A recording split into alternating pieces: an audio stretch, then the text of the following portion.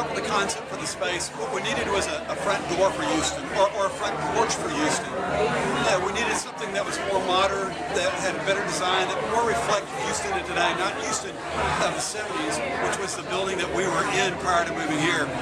For example, we have a delegation from Belgium that's going to be coming at the beginning of December with a member of the royal family. We want them to see the best part of Houston. They'll see it, one, by seeing the building, they'll see the other by stepping out on our balcony and looking over Discovery Green and the George R. Brown and just seeing what a nice place Houston is.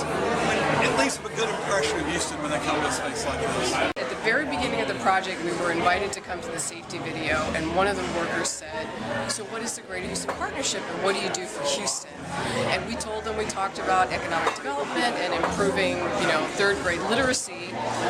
And they already walked into the project with an enormous sense of pride, and it was as if after that day everything went to like an exponent. And for the 6 months after that, we all got to know each other so well, and we documented all of their contributions to every small detail, the limestone, the fresh pecan, the Carrera marble. It was just a great team, and now they're family, so they're all part of the family. Are you aware that this project was built with construction career collaborative principles? Absolutely. You know about that? It was a very conscious decision. Why was that decided to be a part of this? Because it really just made sense. It made perfect sense. It was something that Peter, as a result of Upskill, had learned about. He brought it to us before we had just signed the lease. We hadn't even chosen an architect. We sat down as a team and we said, if we're going to build this building, we're going to build it the right way. So it was really in the no-brainer category. So using those principles, was that included in the specs for this project? Yeah, for sure. And in fact, D.E. Harvey, who was our builder, is a C3 participant. Most of the subcontractors that I'm aware of, every list that I've seen, is a C3 participant. If you have a chance to look at the book that we did, lots of the guys talked about the C3 project and principles. Wonderful. And the other thing that was just amazing is, on average, these are guys that work for Trio and Merrick, and on average, all of them have been doing these jobs for like 15 years or 20 years, and we met a father and son that worked on this project every day for the entire 6 months, and they were just amazing. They did all of the detail work with the very, very heavy glass.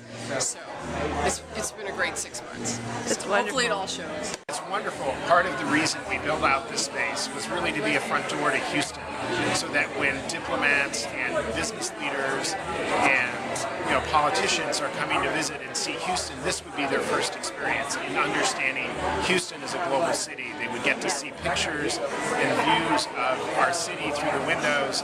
We have a video Instagram wall that shares the robustness of Houston. And that's really what we wanted to do, is have this place be a place where folks can come together and see Houston and be a part of our business community. And one of the things that's critically important when we're trying to attract business into Houston is businesses having access to a qualified and skilled workforce.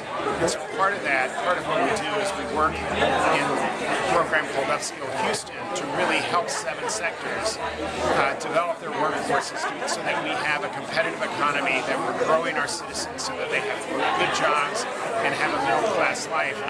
And part of that really is, how are we supporting workforce development, which is really the third part of the story of this building, which is we use C3 as kind of our principles in terms of ensuring that our general contractor and our subcontractors were subscribing to the principles of C3, which include, obviously, safety training and a commitment by those employers to ensure that they're developing their own workforce through skills training of their workforce. And then finally ensuring that workers are paid appropriately on W-2s and with overtime. And so those were critically important principles as an organization that is running a workforce, trying to attract folks into it based on our workforce, and we wanted to live out our principles by actually having this space built out in supporting of developing that workforce.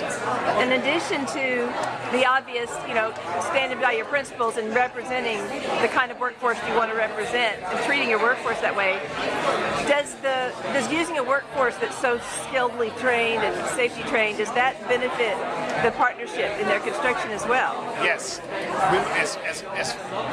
Yes, it was. There were many folks that were watching and engaging, and it was just amazing to see the pride in the workers as they were knowing what they were building here, that this was part of a front door. And so one of the great things was being able to support that, but also seeing the pride and just seeing their commitment to the quality that they, and the craftsmanship that they put into the building. And we certainly experienced it in the observation in terms of the dedication that those craft workers had to putting this all together. And so we really appreciate that. And one of the things that we're doing is we interview the craft workers to hear their stories about what they liked about the building, their favorite views, what they like to do in their spare time.